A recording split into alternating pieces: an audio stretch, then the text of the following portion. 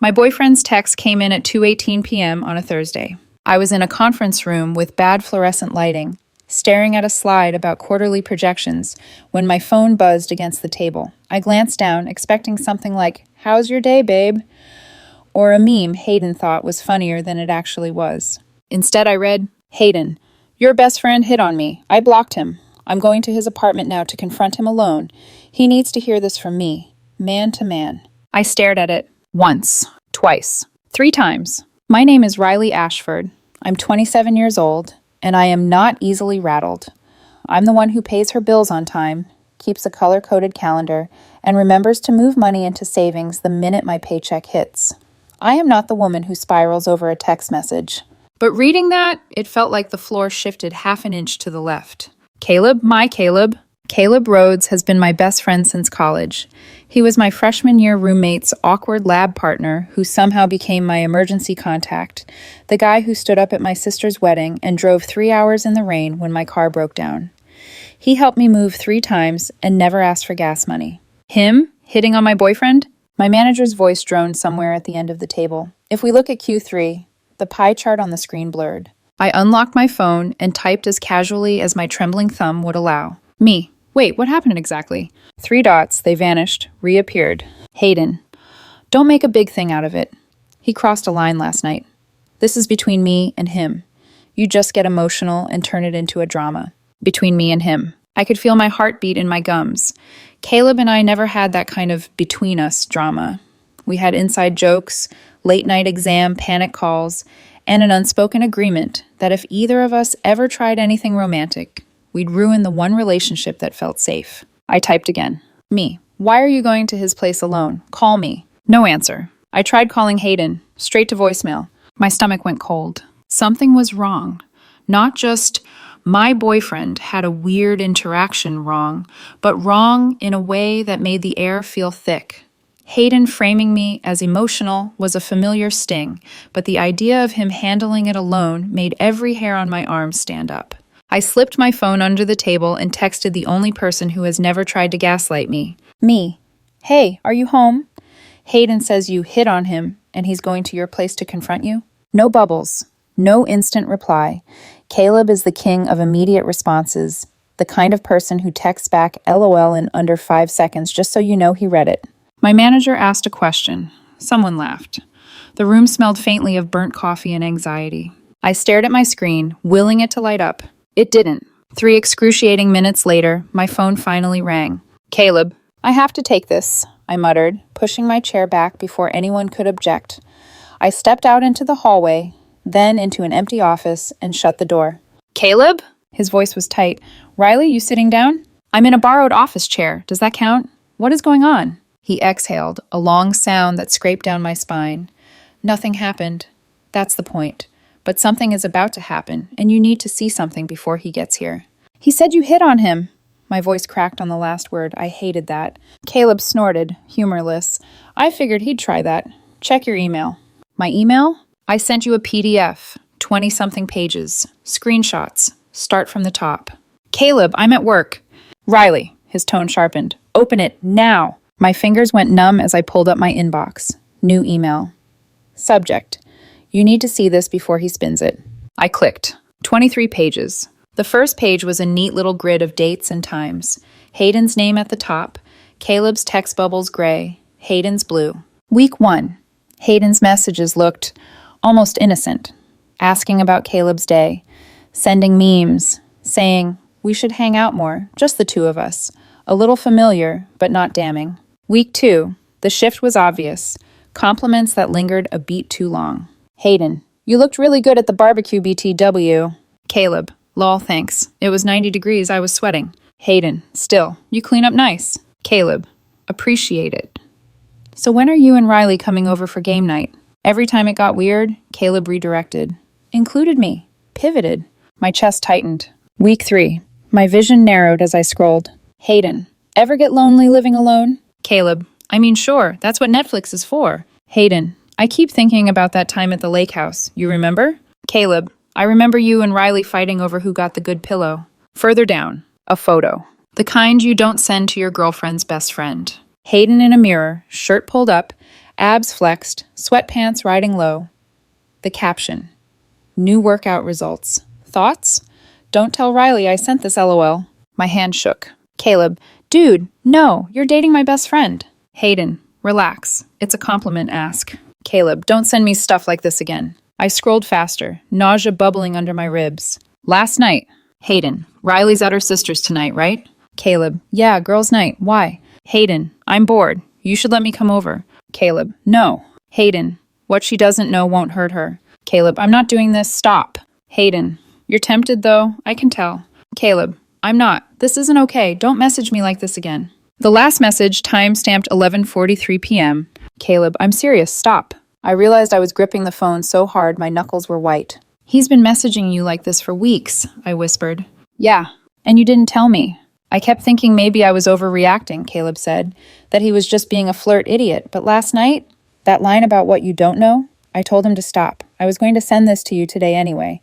Then he texted something about coming over to confront me, and I knew exactly what he was going to do. Set you up, I said, throat dry. Yep, he hits on me. I say no. He decides to flip the story and call it harassment, because that's easier than admitting he crossed a line. I pressed my fingers to my forehead. The office felt smaller, the air thicker. He's on his way to your apartment, I said. He texted me that. Good, Caleb replied. I haven't opened the door. He's been banging and calling. I wanted you to see everything first. A new terror sliced through my anger. What if he loses it? Caleb, he can get loud. You know how he... I know. Caleb's voice softened. Riley, come here, now. I want you here when this goes down. I didn't even think. I grabbed my bag, stepped back into the conference room, and lied through my teeth. Family emergency, I have to go. Someone asked if everything was okay.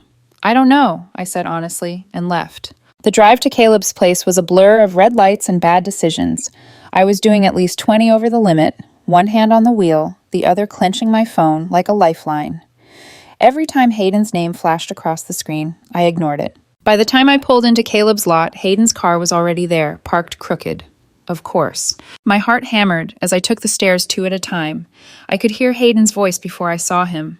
Come on, man, open the door. We need to talk about this. I turned the corner, and there he was, pounding on Caleb's door, all righteous indignation and performative outrage. Hayden. He spun around. The look on his face was a movie. Shock, then panic, then instant, careful innocence. Baby, he said too quickly. What are you doing here? Interesting question. My voice sounded calmer than I felt. What are you doing here? I told you, he said. Your friend hit on me. I'm confronting him. He needs to know I won't be disrespected. Behind him, the deadbolt clicked. Caleb opened the door, just enough to lean against it, arms crossed. His expression was pure granite. Tell her what you really want, Hayden, Caleb said. Hayden's jaw tensed. What I want is for you to stop harassing me and pretending you didn't. Great, I said, pulse roaring in my ears. Let's clear it up. I looked at Caleb. Show me your phone. He handed it over without hesitation. Lock screen already open to the message thread. The same conversation I'd seen in the PDF. Same timestamps. Same thirsty blue bubbles from Hayden. I swallowed. Hayden, show me yours. He hesitated. I, deleted them. Because they were disgusting and I didn't want to see them again. Convenient. I pulled out my phone. So you won't mind if I show you what Caleb didn't delete. I opened the PDF and turned the screen toward him. Watching his face was like watching a storm roll in. First confusion, then recognition, then the split second where he realized exactly which screenshot he'd forgotten he'd mentioned. The muscle picture? Caleb said, voice deceptively mild. The one you told Riley about just now? You told her I crossed a line with that, remember? Hayden's mouth opened, closed. You took these out of context. What context, I asked quietly, makes asking my best friend if you can come over when I'm gone okay? Silence. I was testing him, Hayden said finally, grasping, to see if he was really your friend. Caleb actually laughed. You tested me for 3 weeks, including sending a mirror thirst trap? That wasn't underwear, Hayden snapped. It was a low-rise compression short. That's not the point, I said, pressing my fingers to my eyes for a second. Hayden, you've been harassing my best friend, repeatedly, while dating me. He reached for outrage again, clumsy and late. And you're taking his side over your boyfriend? I'm taking the side with evidence, I said. My voice shook, but the words didn't. We're going home, now. I'm not going anywhere with you until we sort this out. Then I'm leaving you here, I said, meeting his eyes, to explain to Caleb why you really came. A muscle jumped in his jaw. Fine. We walked back down the hallway in a brittle silence, his footsteps heavy behind me. The stairwell smelled like dust and old paint. Outside, the sky had that flat, gray color that makes everything feel more dramatic than it already is. The whole drive back to our apartment, I watched him in the rearview mirror of my life.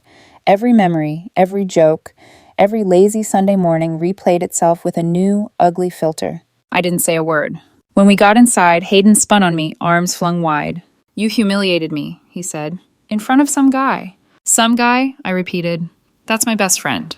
He's trying to break us up. He tried to reject you, I said, repeatedly. You just didn't like the answer. His mouth twisted. You're blowing this out of proportion. Those texts could mean anything. I was flirting, sure, but it was just... Pack your stuff, I said. He froze. What? We're done, Hayden. My voice came out soft, almost gentle. I want you out of this apartment today. The silence that followed was louder than any shouting match we'd ever had. And for the first time since his name lit up my screen in that conference room, I felt the floor stop shifting. I was the one moving now. Pack, I repeated, your stuff.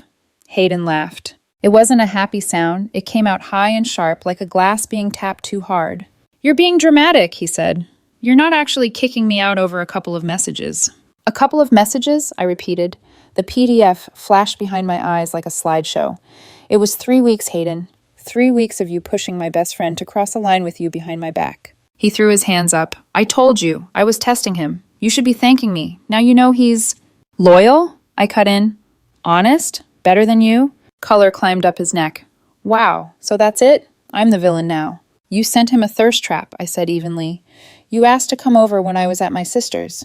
You said what she doesn't know won't hurt her. That's not testing. That's cheating in slow motion and hoping he'll cooperate. He paced the tiny living room like the space was suddenly too small for his indignation. The plant in the corner trembled when he clipped it with his elbow. You've always had a thing for him, Hayden muttered. Don't act like you didn't. You talk about him all the time. Caleb this, Caleb that. Maybe you're mad because he chose me. I just stared at him. Caleb has never crossed a line with me, not once. You did, repeatedly.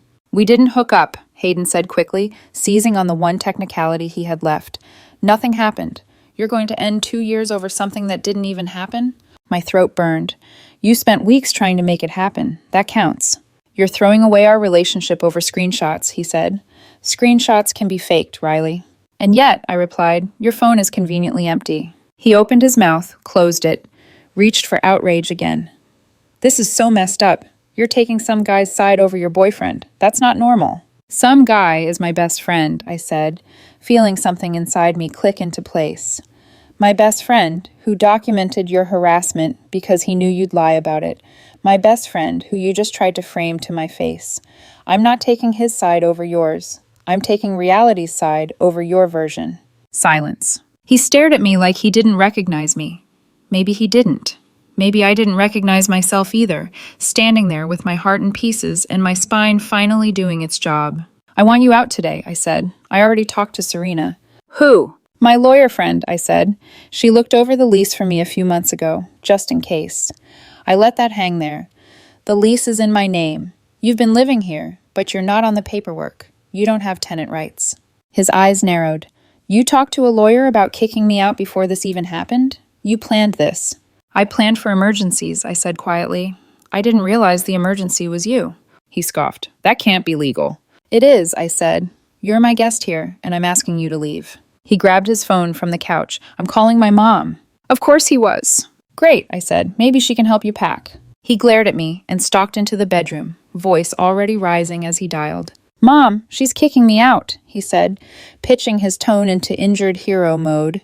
Can you come over? I need you to talk to her. No, she's losing it. She believes this guy over me. I walked into the kitchen, opened the cupboard, and took down a glass. The normality of it felt surreal. Fill glass. Turn off tap. Remember to breathe.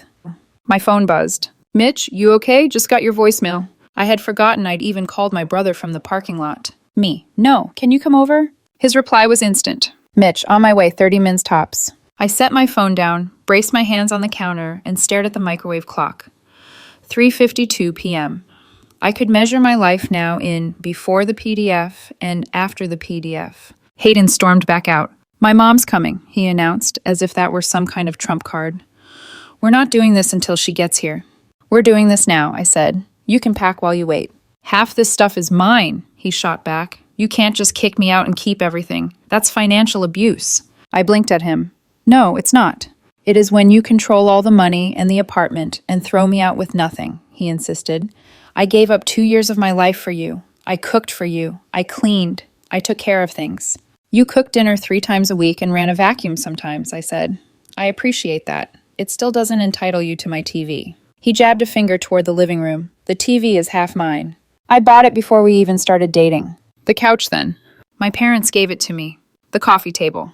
That was my grandmother's. You've heard that story 6 times. He looked around, scrambling. The bookshelf. I bought it when we moved in, I said. Receipts in my email. He crossed his arms. Fine, I'm taking the toaster. That was a holiday gift from my boss, I said. But if it means that much to you, sure. Take the toaster.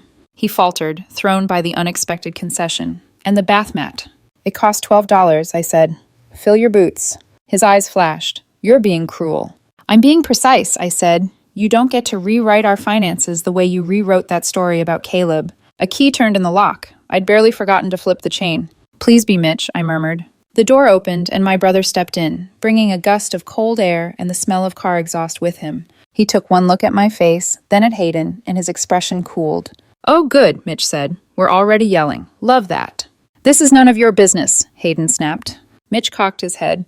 You're dating my little sister, so embarrassingly, it kind of is. I didn't do anything, Hayden said quickly. She's overreacting. Mitch looked at me. I lifted my phone, pulled up the PDF, and held it out. He scrolled. His jaw tightened. When he got to the shirtless mirror pic, he let out a low whistle. Wow, Mitch said. Bold strategy, Cotton. Hayden flushed. He took that out of context. What context makes this okay? Mitch asked mildly, tapping the line that read, What she doesn't know won't hurt her. Hayden didn't answer. A knock rattled the door frame. This one was sharper, authoritative. Hayden practically ran to open it. Mom, he breathed, stepping aside. Denise Cross swept in like a small, concentrated storm, eyes already bright with outrage. She hugged her son, then turned that stare on me. What did you do to my boy? She demanded. Hi, Denise, I said. My voice sounded distant in my own ears. Nice to see you too. He called me in tears, she said, ignoring that. You're throwing him out? After everything he's done for you? Mitch snorted softly. I shot him a look and he lifted his hands in surrender. Denise, I said, did he tell you why I'm asking him to leave? Because you're choosing some friend over your partner, she said. He told me. Men like that can be very manipulative, Riley. Caleb isn't manipulative, I said. He's the only reason you're hearing the truth right now. I pulled up the PDF again, hands suddenly steady, and offered her my phone. Before we start yelling at each other, I said, please read this.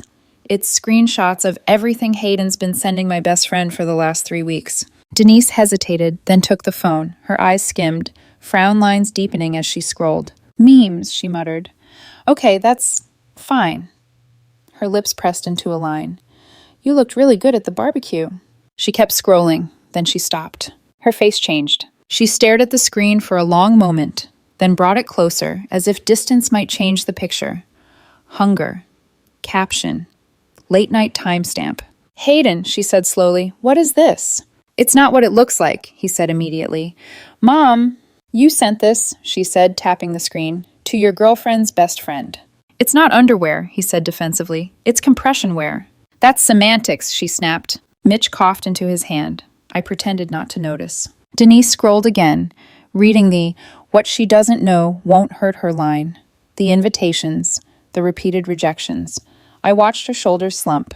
She exhaled. When she looked up, she looked older. Hayden, she said quietly, what were you thinking? Mom, you don't understand, he protested. I was just... You harassed that man, she said, the word landing heavy. You harassed your girlfriend's best friend, and then you lied about it. He's twisting it. The timestamps are right there, she said. The words are yours. She turned to me, eyes softer, guilty. Riley, I'm sorry. I didn't know. It's fine, I said, and realized I meant it. You know now. I just need him out of here today. Hayden's head snapped toward her. You're siding with her? I'm siding with reality, she said, echoing my earlier line without knowing it. Pack your things, Hayden. You can't be serious, he said. I'm your son. And she's the one who's been supporting you while you figured things out, Denise said sharply. She has every right to ask you to leave her home. His mouth opened, closed. Half this furniture is mine, he tried again. Tell her, Mom. Denise looked around. The TV? Riley's, Mitch said promptly. The couch? Riley's parents, I said. The coffee table? Riley's grandma's, Mitch chimed in. The toaster? Hayden interjected desperately. The toaster? Denise repeated, incredulous. You gave that to us, I said. Last Christmas. Denise pinched the bridge of her nose. For heaven's sake, Hayden, she said. You can take your clothes, your personal items, and anything you clearly bought yourself. That's it. We're not looting her apartment on the way out. He stared between us, outraged and cornered. You're all ganging up on me, he said. This is abuse. This is a consequence, Denise replied. You brought it on yourself. The packing took 2 hours. He dragged his duffel bag around like it weighed as much as his self-pity, shoving clothes in without folding them. Every few minutes, he'd grab something random, my framed art, a set of dishes, the lamp I bought on clearance, and declare, this is mine. No, it isn't, Mitch would say. Denise would sigh. Hayden, put it down. At one point, he reached for a framed photo of the two of us from our first vacation together, all sunburned noses and squinted smiles.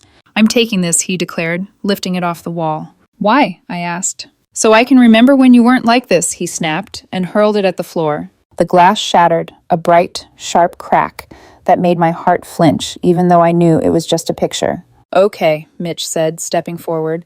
That's destruction of property. You want me to call the police, or are we done throwing tantrums? Denise grabbed her son's arm. Stop, she hissed. You're making this worse. Finally, the last box went into her car. Hayden stood in the doorway, breathing hard, eyes bright with angry tears. You're going to regret this, he said. You'll realize what you lost. I lost a boyfriend who tried to cheat with my best friend, I said. I'll survive.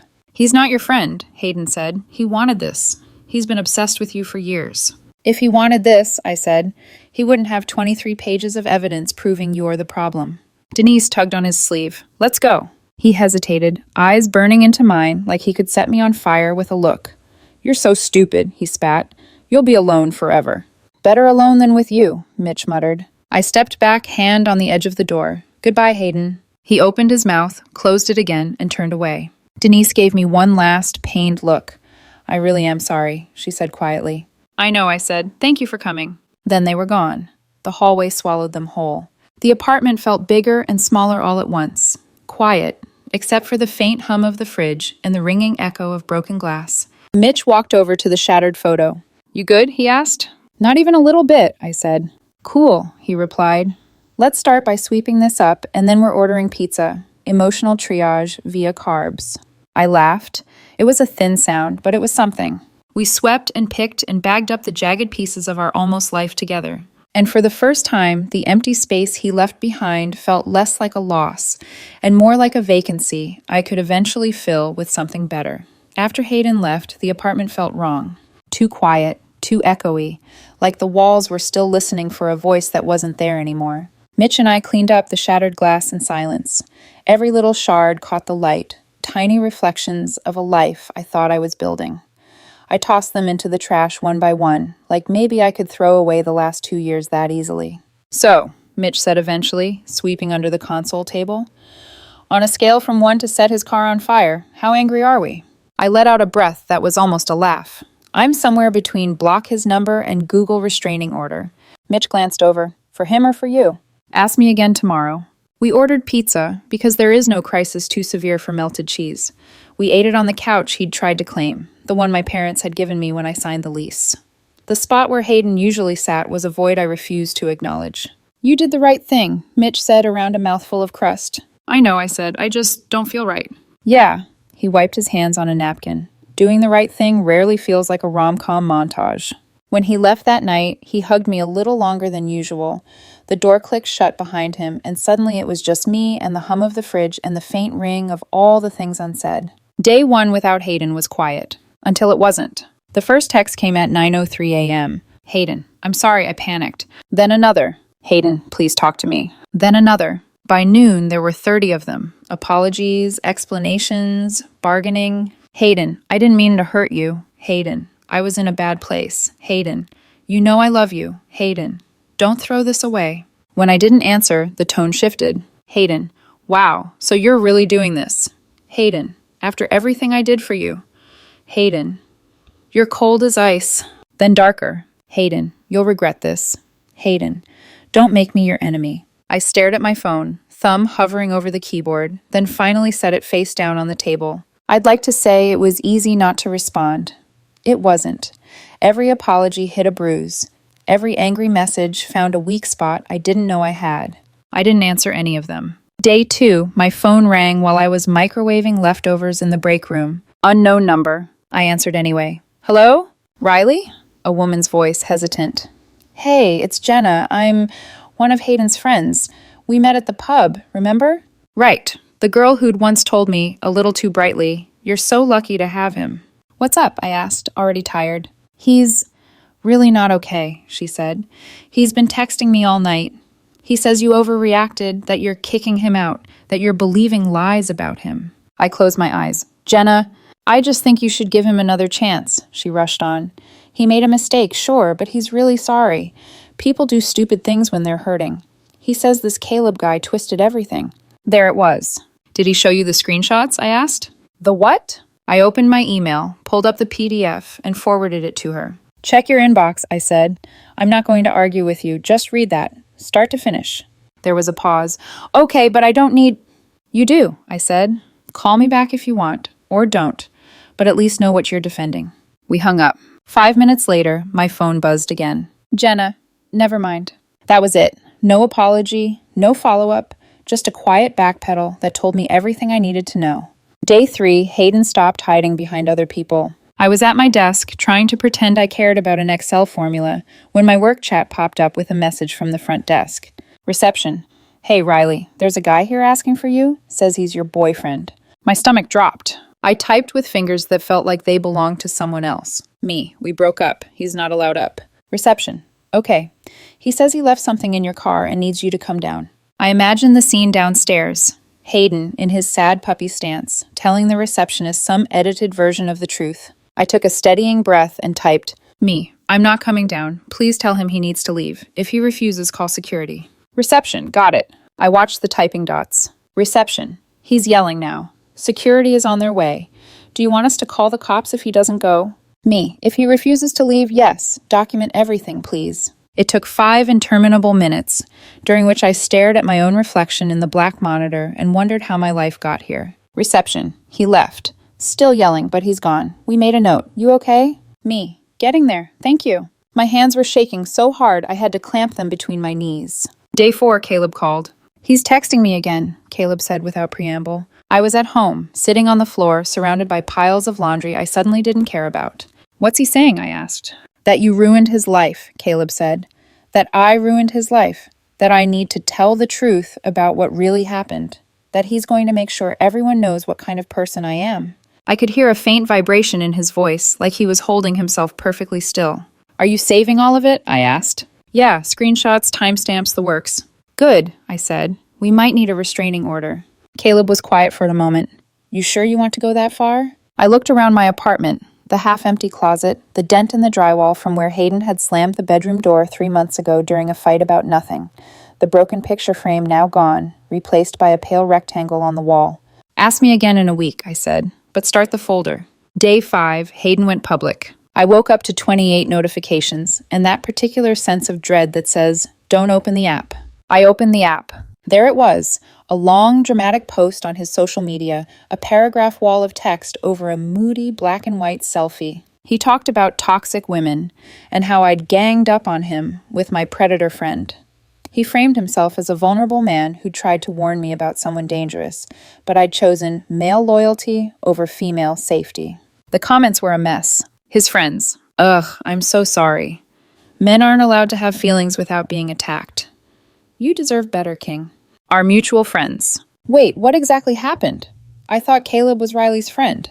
I didn't comment. I didn't have to. 3 people who knew the full story, Mitch, our mutual friend Tori, and, to my surprise, Jenna, commented their own versions of, that's not what happened, and you know it. The post was gone within an hour. That night, my phone rang. Unknown number, again. I considered ignoring it, answered anyway. Hello? Riley? The voice was older, rougher around the edges. It's Denise. My spine straightened. Oh, hi. I'm not calling to defend him, she said quickly. Just before you hang up. I'm not hanging up, I said. What's going on? There was a long exhale. My son has issues, she said carefully. With boundaries, with honesty. I've been trying to get him into therapy for years. He always said he didn't need it. I leaned against the counter. He's escalating. I know, she said, a crack in her voice. He's talking about going back to your apartment, about making you and that friend of yours pay. I'm not sure if he means you or Caleb, but either way, I'm worried. The words settled in my chest like ice. I'm sorry, she added, and I could hear that she meant it. I know you're not responsible for his behavior. You might want to consider a restraining order before this gets worse. Worse? I repeated. How? She went quiet. That's what scares me, she said. Day 8, Caleb sent me a photo. It was a close-up of his car door, the paint gouged in deep, ugly lines. Beneath it, a still from his security camera footage. The timestamp read 2:37 a.m. The figure in the footage was hooded, head down, but in one frame, as she glanced up toward the streetlight, her face was clear as day. Hayden's face. No. My brain corrected itself, stumbling over habit. Hayden's. Jaw set, eyes wild, key scraping insistently along the paint. My phone rang immediately after the images came through. I called the police, Caleb said. They're on their way. I thought you should see this now, before it hits your phone some other way. He keyed your car, I said softly, as if the picture might change if I didn't say it loud enough. He actually did it. Apparently, Caleb said dryly, this is a normal emotional reaction to a breakup. It wasn't funny. I laughed anyway, a short, bitter sound. What did his mom say? I asked. Police went to her house, he said. He denied everything, said he'd been home all night. His mom couldn't confirm. She was asleep. They showed her the footage. She recognized his jacket. Jesus. They told him he could either pay for the damages or they'd charge him with vandalism, Caleb went on. He sulked, then agreed to pay. His mom wrote the check. I pressed my free hand flat against my chest, trying to slow my heartbeat. Are you okay? It's a car, he said. It's fixable. I'm more annoyed about the principle. Yeah, I said quietly. The principle seems to be, if I can't have you, I'm going to make you a problem. Riley, he said, voice gentler, you know this isn't on you, right? I did know, intellectually. Emotionally, I felt like I'd opened a door and let a hurricane walk in. Day 10, my phone lit up with an angry paragraph from an unknown number. Unknown. This is Lila. What you're doing to my brother is evil. He's having panic attacks. He can't eat. He can't sleep. You've destroyed him. I stared at it for a long time, then typed. Me. Your brother hit on my best friend for weeks, tried to cheat on me, lied about it, harassed him, showed up at my job, and keyed his car. Lila, that's your side of the story. Me. No, that's what screenshots and video footage prove. Me. So your brother sent inappropriate photos to my best friend, begged for him to come over when I was gone, vandalized his car at 2:37 a.m., and I'm the bad guy. The typing bubble appeared, vanished, never came back. Day 12, my building manager called. Hey, Riley, he said too casually. Got a second? Sure, I said, eyeing the piles of paperwork on my coffee table. What's up? That ex-boyfriend of yours, he said. He came by today. My blood ran cold. What did he want? He tried to get a key to your apartment, the manager said. Said he'd locked himself out and left his ID inside. I closed my eyes. And? I told him he's not on the lease, he said. So I can't give him a key. He got upset, said you were holding his belongings hostage. He took everything, I said, glancing around. A few leftover hoodies and a forgotten cologne bottle proved me a liar, but not by much. There's nothing here of his. Well, I told him that if he thinks you are, he can ask the police for a civil standby to retrieve anything, the manager said. He left in a huff. Thank you, I said, for not giving him a key. He hesitated. There's one more thing. He asked if we had cameras in the parking garage. I said yes, everywhere but the stairwell. He looked not happy about that. My skin prickled. Good to know, I said. When we hung up, I sat on the edge of the couch and stared at the opposite wall for a long time. The line had been crossed so quietly, in such tiny increments I almost missed it. But somewhere between the texts, the workplace scene, the keyed car, and the attempted key request, this had stopped being about a breakup and started being about safety. 2 hours later, I was sitting at my kitchen table with my laptop open and Serena on a video call. I was wondering how long it would take before you called me, she said. Serena had been my friend since high school and a practicing attorney since she was 25. She knew my tells better than I did. I need to talk restraining orders, I said. Her face sobered. Okay, Tell me everything from the moment you kicked him out." I did. The texts, the workplace scene, the social media post, the vandalism, the building manager. "And his mom says he's talking about making us pay," I finished. "I don't know what that means. I just know I don't want to be the one who finds out." "And Caleb?" she asked. "He's getting the same escalation?" I nodded. "He's saving everything. I told him to start his own folder." She sighed. "All right. Here's what we're going to do. You and Caleb both file for temporary restraining orders. Harassment, vandalism, unwanted contact, attempted access to your residence, the whole thing. Based on what you've told me, I don't see a judge saying no." "Is it overkill?" I asked quietly. "Riley," she said, leaning closer to the camera, eyes sharp. "He has already damaged property, ignored repeated requests to stop, and escalated when confronted. This isn't about punishing him. It's about drawing a legal line he can't pretend he didn't see." The next day, I sat in a bland little office at the courthouse, filling out forms that asked me to quantify fear in checkboxes. Has the respondent ever threatened you? Has he ever damaged your property? Has he ever attempted to access your home without permission? Yes, yes, yes. I wrote down dates, times, locations, attached screenshots, printed the still frame of his face from Caleb's security footage. The clerk checked everything, then stamped the top with a sound that felt like a gavel in miniature. "Temporary order will go to the judge today," she said. "You'll get notified by mail as soon as it's signed. There will be a hearing date set within a few weeks where he can respond. For now, if he tries to contact you, you call the police." I walked out of the courthouse into the gray afternoon, clutching my copy of the paperwork like a shield. 2 days later, an envelope arrived in my mailbox. I slid it open with a butter knife at the kitchen counter, hands steady in that weird, detached way that comes right before you crash. "Temporary protective order," it read at the top. Underneath, in unforgiving black ink, his name, my name. No contact, no calls, no texts, no third-party messages, no showing up at my home or work, no following, no vandalism. Violation subject to arrest. Caleb texted me a photo of his own copy an hour later. Caleb, well, that's a new life milestone I didn't plan for. Me, same. I set the papers on the table and sat down across from them. They didn't look powerful, just a few pieces of cheap courthouse paper. But for the first time in 2 weeks, I felt something like air in my lungs again. The situation was still messy, painful, embarrassing. But now, finally, there was a line Hayden couldn't pretend he didn't see. And if he tried to cross it, this time it wouldn't just be me and Caleb telling him no. The restraining order hearing was scheduled for a Thursday morning, almost poetic, considering everything had begun on a Thursday. I arrived early. The courthouse smelled like old carpet, reheated coffee, and the faint metallic cold of anxiety. Caleb was already seated on a bench by the elevators, hands clasped between his knees. He looked up when he saw me. "You okay?" he asked. "No," I said honestly. "You?" "No," he echoed. "But we're here. That counts for something." Serena arrived a few minutes later. Crisp suit, hair pinned back, the easy stride of someone very used to navigating other people's disasters. She sat between us, opened her folder, and did a quick rundown. "Remain calm. Don't engage. Answer only what the judge asks. I'll handle the framing." She paused, then softened. "And remember, today, the evidence speaks louder than either of you." I exhaled slowly. Good, because I didn't trust my voice not to shake. At 9:18 a.m., Hayden walked in. I felt him before I saw him. A shift in air, a prickle at the base of my neck, but when I turned, the sight still stole my breath. He looked worn, hair unkempt, eyes red-rimmed, but not remorseful. No. There was a small, self-righteous lift to his chin, the kind of expression someone wears when they think the universe will eventually realize they were the hero all along. He wasn't alone. A rail-thin man in a cheap suit followed him.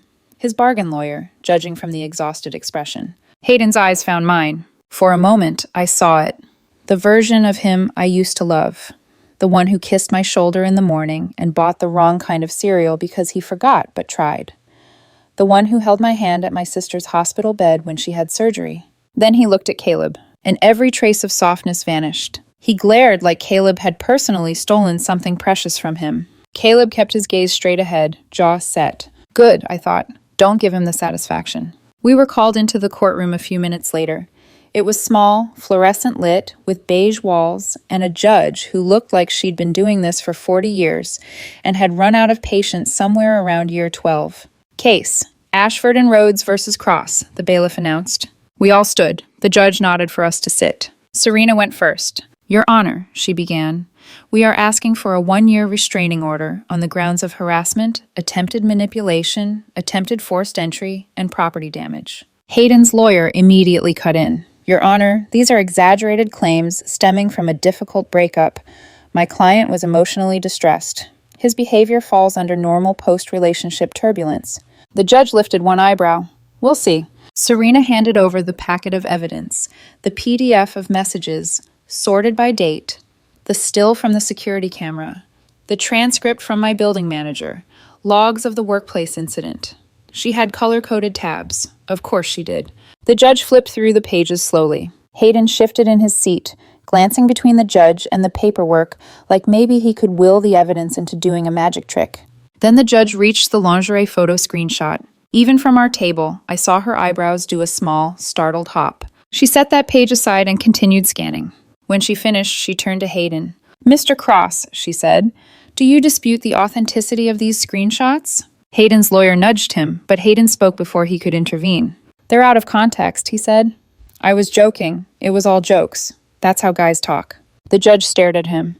Do you usually joke about meeting your girlfriend's best friend for a secret visit while she is away? Hayden swallowed. That wasn't, he misunderstood. And do you typically send photos such as this? She tapped the underwear-adjacent selfie. To your girlfriend's best friend as a joke? I said it was compression wear, he muttered. The judge blinked once. Slowly. Dangerously. Mr. Cross, she said, voice flattening. Your messages reflect persistent, unwanted contact, bordering on grooming behavior. They escalate in intensity, ignore boundaries, and continue after repeated rejections. Hayden's jaw dropped. Grooming, he sputtered. I'm younger than him. Age is not the point, she said. The point is the pattern. His lawyer finally scrambled to recover. Your Honor, my client was in an emotionally vulnerable state. The breakup was sudden and he panicked. He needs support, not legal punishment. Mr. Cross keyed my client's car, Serena said evenly. At 2:37 a.m., there is video evidence. The judge looked at Hayden. Did you vandalize Mr. Rhodes' vehicle? He opened his mouth, closed it, opened it again. No, he said finally. That video is fake. The judge leaned back, unimpressed. And did you attempt to obtain a key to Ms. Ashford's residence by claiming you lived there, despite clear lease documentation showing otherwise? You're twisting this. Did you or did you not? She repeated. Hayden's voice came out thin. I just needed to talk to her. So you attempted access to a home you no longer lived in, the judge clarified. A beat of silence. Hayden looked like he wanted to sink into the floor. The judge set the packet down. This is not, she said, normal breakup behavior. This is a pattern of escalating harassment. Hayden's shoulders curled inward. His lawyer sighed. The judge continued, tone final. I am granting a 1-year restraining order. Mr. Cross, you are to maintain at least 500 feet of distance from Ms. Ashford and Mr. Rhodes at all times. No contact, direct or indirect. No messages. No third-party communication. Violation will result in immediate arrest. Hayden's voice cracked. This isn't fair. They're lying about me. The judge's face gave nothing. The evidence is clear. You have the right to appeal, but given what I have read, I suggest you use this time to pursue counseling instead. The gavel fell. A dull, heavy sound. Final. We filed out into the hallway. Hayden stood with his lawyer, crying but angry, sharp, bitter, self-pitying tears. Denise had shown up halfway through and sat silently in the back row. She was crying too, but hers were different, ashamed, tired. She didn't approach us. Caleb and I walked outside together, the cold air biting at my cheeks. For a long moment, neither of us spoke. Then he nudged my arm lightly. Want to get breakfast or something? Yeah, I said, surprising myself. Breakfast sounds good. We walked toward his car. The sky was a blank, wintry white. Traffic hummed in the distance.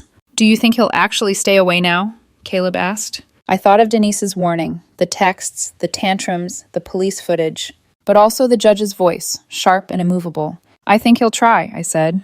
Or at least, I think his mother will make sure he does. Caleb nodded, rubbing his hands together against the cold. And you? You doing okay? No, I said, because lying would have taken too much energy. But I'm trying.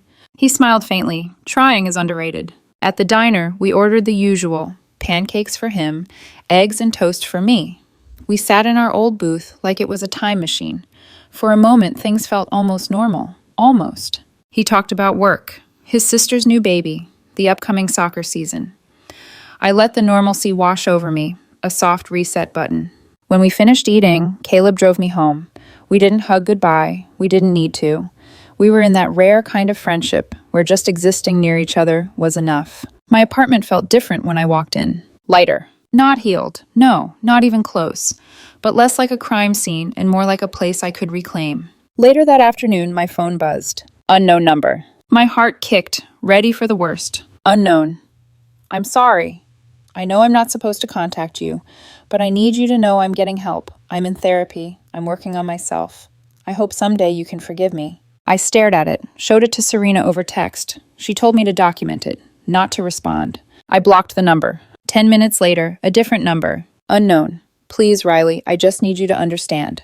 Blocked. 3 minutes later. Unknown. Why are you ignoring me? I'm trying to apologize. I took screenshots, sent them to Serena. She called immediately. That counts as a violation, she said. I'll contact his lawyer. If he keeps going, we file. I braced myself for more messages, but they stopped. 2 days later, my phone rang again. Denise. I took his phone, she said simply. He won't contact you again. I'm monitoring things. Thank you, I said quietly. For what it's worth, she added, you did the right thing. My son needs consequences. I enabled him too long. When we hung up, I sat on the couch and let myself breathe. A whole breath, in and out. The next week was quiet. No texts, no calls, no lurking shadows in the parking lot. I rearranged the living room, moved the couch, added a plant, donated the throw blanket he loved to hog, started sleeping through the night again. Therapy helped. So did Mitch's daily check-ins, and Caleb showing up with coffee every other morning, just in case the universe tried something. It felt like my life was expanding again, slowly, cautiously, like a bruise fading. One afternoon, while waiting for my laundry cycle to finish, I stopped by a local cafe. When I stepped inside, I spotted someone familiar behind me in line. Emily, one of Hayden's co-workers. She froze when our eyes met. Hey, she said awkwardly. How are you? I'm okay, I said. You? She glanced at her coffee order, then lowered her voice. I'm really sorry about everything. Just all of it. I nodded. Not your fault. She hesitated. I probably shouldn't say this, but everyone at work knew something was off. The way he talked about your friend, Caleb? It was weird. He brought him up constantly. We all thought he was obsessed. The air left my lungs in a quiet rush. Oh, I said softly. Yeah, she murmured. We didn't know how bad it was, but none of us believed his posts, just so you know. It shouldn't have mattered, but it did. Validation is a strange kind of salve. When I got home that evening, a letter was waiting in my mailbox. Handwritten. I recognized the tight, slanted script immediately. Denise. I opened it at the kitchen counter, heart thudding. Dear Riley, I wanted to apologize for my son's behavior and for initially defending him. The restraining order was the wake-up call he needed. He's now in therapy twice a week and starting medication. His therapist believes he may have a personality disorder that went untreated for years. I'm not asking you to forgive him. I'm not asking you to contact him. I just wanted you to know he is finally getting help. His father and I are making sure he follows through. Thank you for protecting yourself and for protecting Caleb, too. Denise Cross. I read the letter twice, then a third time. It didn't change what happened. It didn't erase the fear or the betrayal, but it was closure of a kind, an acknowledgement that the nightmare had been real and that someone besides me was dealing with the fallout. That night I made dinner, played music, opened the windows, let the cold air in. My apartment felt like mine again. Clean, quiet, whole. I wasn't healed, not fully, but I was healing, slowly, carefully, with people who actually cared about me. And as I sat on my couch, sipping tea and watching the city lights blink awake through the window, I realized something simple and true. I hadn't lost anything worth keeping. What I'd lost was a lie. What I'd gained was myself.